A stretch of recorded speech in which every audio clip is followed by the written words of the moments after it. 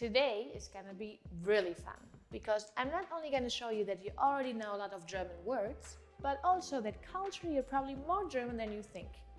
I'm gonna be talking about German words and phrases, foods, drinks, and dogs. You wonder why dogs are related to this? Well, keep watching then. Oh, and don't forget to subscribe to our channel so we can share even more moments together. So are you ready to let the German shine in you? Los geht's!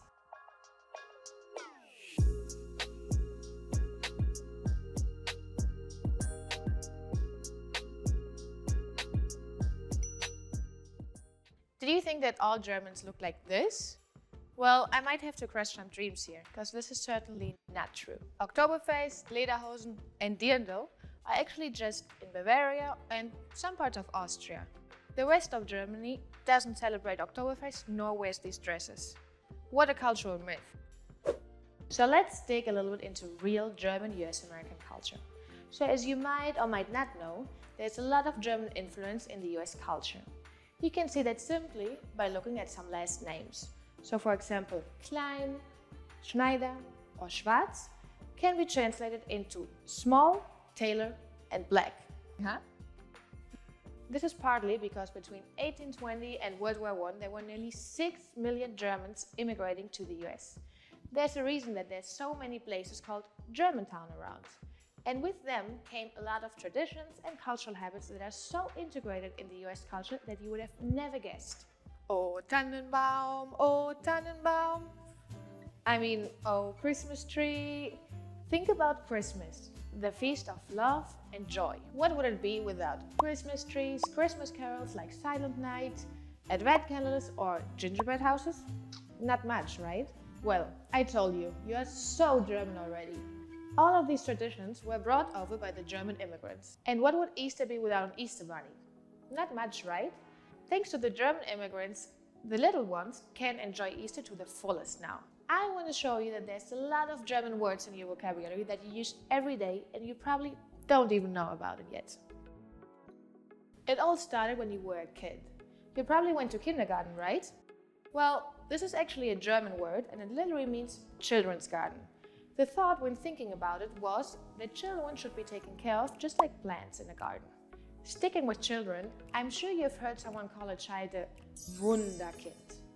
Well, that's used for children with special talents, and it literally means wonder child. When I was a child, one thing that really scared me was ghosts.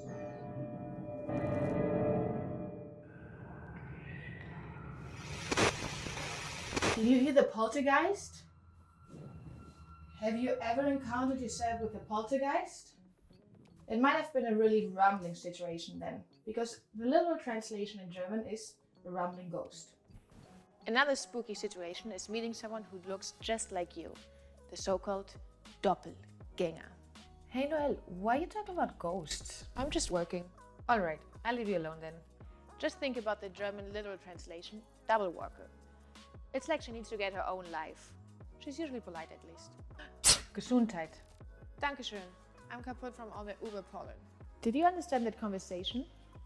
Well, then let me tell you, you really do understand German. The word Gesundheit we often use after someone sneezes, just like bless you.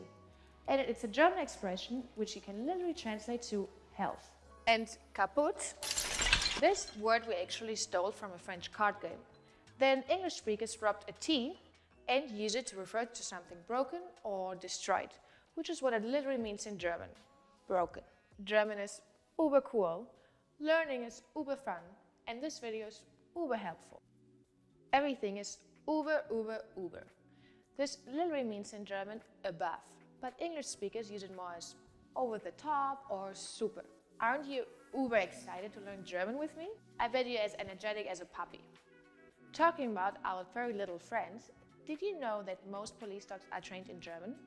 So let me teach you some translations so you and your dog can speak the same language. Sitz, Platz, Fuß, bleib. Sitz means sit. Platz literally means place, but you use it if the dog needs to lay down.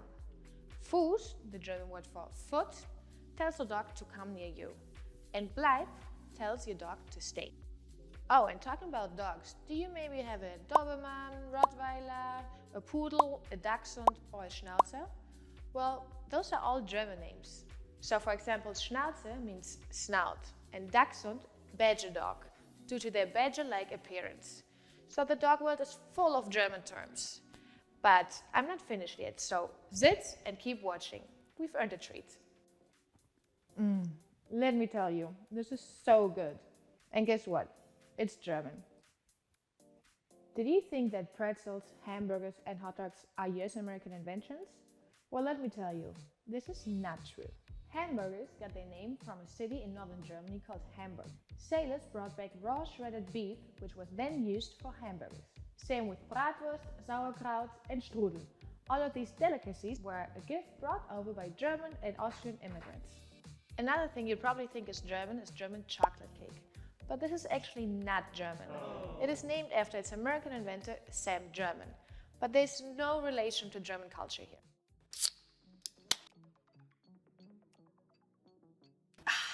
Another myth about German food culture is that you probably think we always drink beer out of a glass boot.